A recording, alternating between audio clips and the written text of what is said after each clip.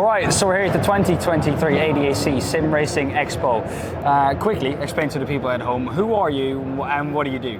My name is SUELLIO ALMEIDA and I am pretty much a racing driver and coach, although I'm focusing so much on content creation and trying to, represent a small portion of the racing society, which is the sim racing community, and pretty much doing this transition from sim racing to real racing, and also coaching a lot. So I just came to ADAC this year to launch my book about racing technique, and I continue to work heavy on YouTube and Instagram and just creating racing content and trying to race as much as possible in real life as well. We'll tell you more about the book later, but the first question I have to ask you, as we did with everyone else, what do you know about Sweden, and have you been to Sweden before? I have not been to Sweden before. Actually, the first time I came to Europe was for ADAC last year, and the second time, same thing. So I don't have a lot of experience in Europe yet. About Sweden, I know there are very, very fast sim racers there. And that's it really, because my experience in iRacing, competing in the top level drivers, area, was pretty much. How many Volvos do you have in America? It's pretty much my experience. What I know from Sweden is that there are a bunch of fast drivers. That's it. How many Volvos do you have in America? What? How many Volvos do you have in America? Volvos? Yeah, Volvos. They don't have a Volvo in America? I mean, Wow. I know it's a Volvo, but I don't think about these things. You're asking me difficult questions. We'll cut at some point. This can go into the blooper compilation. Yeah. Anyways. What's a Volvo? Show him a Volvo now. Show him a Volvo. I know what a Volvo is. I didn't know a Volvo was from Sweden. No, you didn't? No. Okay. Now you do. Now I know. So outside of sim racing, which racing series do you like to watch on TV? I've been watching more and more the World Endurance Championship. I do watch Formula 1, like religion-wise, so it's pretty much. You have to. Yeah, I have to. I wake up at 3 a.m. to watch the Asian events, so for sure.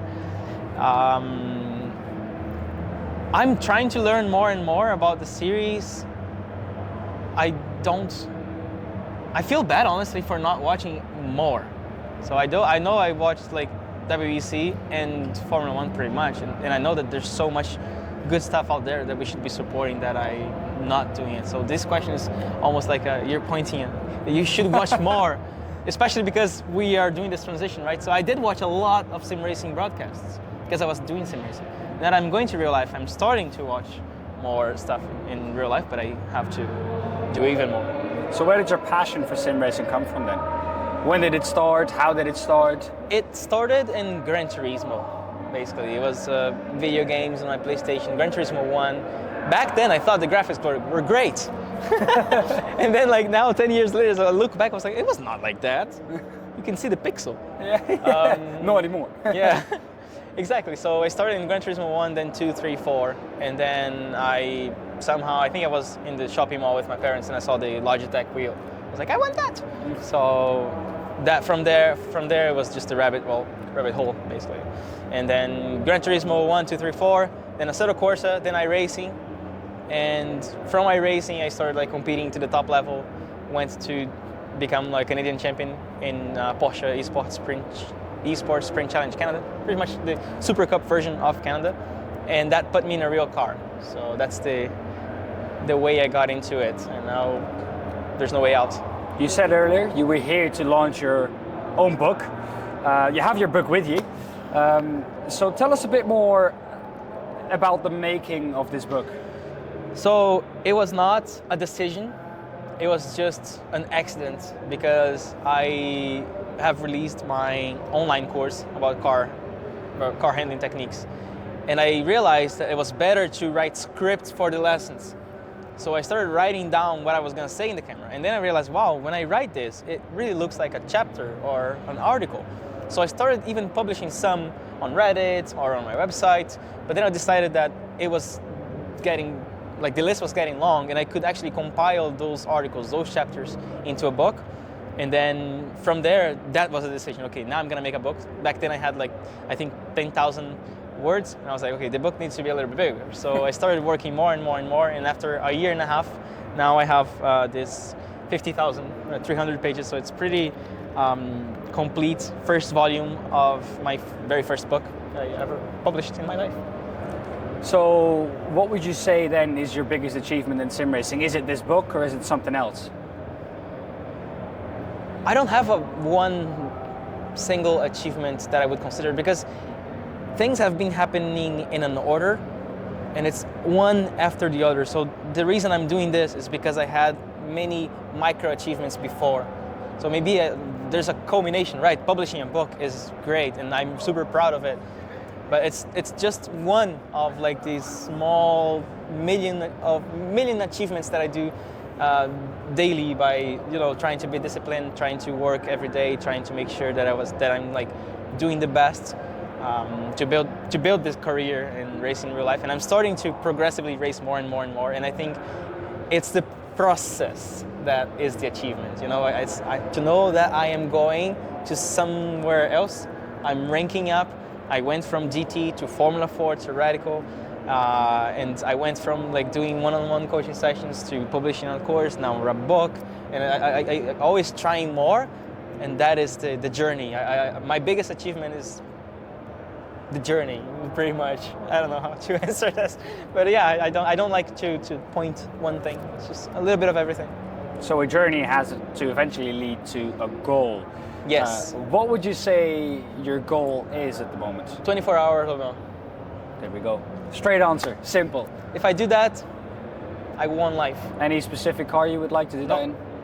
I just want to see the planes. Yeah. That's gonna be it. I'm gonna see my credits of my life going up when it happens. Pretty much. So outside of sim racing and racing, watching racing or anything like that, just outside of racing, what do you enjoy doing? I play the piano because I have a master's degree in piano. Actually, I was a pianist. I had a super career. I was playing with orchestras. I was crazy about it, but at the same time, I was feeling so much stress and pressure because it is ultra competitive. If you're not good enough, then it's a very difficult career. All the musicians will know what I'm talking about. It's very difficult, so there was some toxicity. But now that I'm focusing on sim racing as a job and racing, then piano became my hobby, and now I have like a healthy relationship with it. So I play piano for fun. I improvise, I record stuff. I have an album on Spotify, so that's pretty much doing it for fun. And what would you say is something that people maybe not know about you, but is very apparent? Very apparent? Yes. We'll give you time to think. If it's apparent, how would people not know? Let me think. That most people might not know. Yeah. It's a tricky one. Just take your time. I always... He froze. Yeah. He froze. A crash.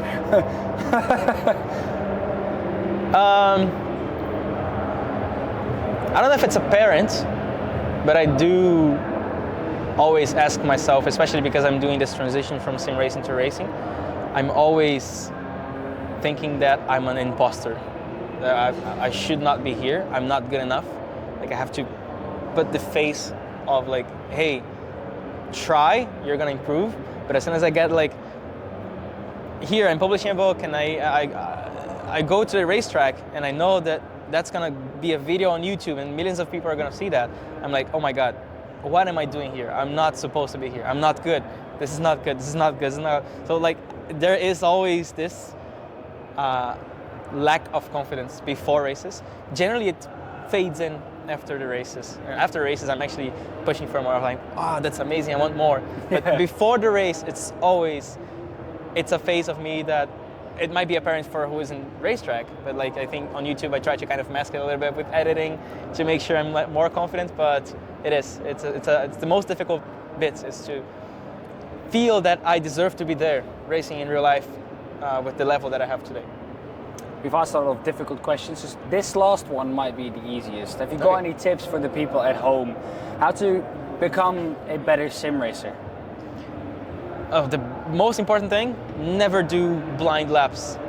Pretty much. If you're doing 1,000 laps without thinking about anything, you're just trying again. If you're doing something wrong, you're actually repeating and teaching your body that wrong thing again and again and again and again. So you're actually solidifying bad habits. So just like, if you want to improve, if you want to just have fun, it's fine, it's up to you. But if you want to improve, then make sure you're analyzing what you're doing, you're feeling what you're doing, you're being aware, you're being like, this is like body consciousness, bodily consciousness, I don't know how you call it in English. But basically, get a team, see what people are doing, like compare, and try to always improve, like by being aware of what you're doing in the smallest details. That's the tip, the initial tip that makes everything else. For example, if you, that's what I say in the beginning of the book. Like, it's about awareness, about like how you have to open your mind and like have this like openness to feel and perceive what's happening with your body, what's happening with the car, to see telemetry, to watch faster drivers and to try to compare. If you have this openness and at the same time like laser focusing on something new, always trying to be aware, then that's the first step. You're gonna be faster. All right, Suelli. Thank you very much and good luck in the future. Thank you, man. I do my best always. Thank you.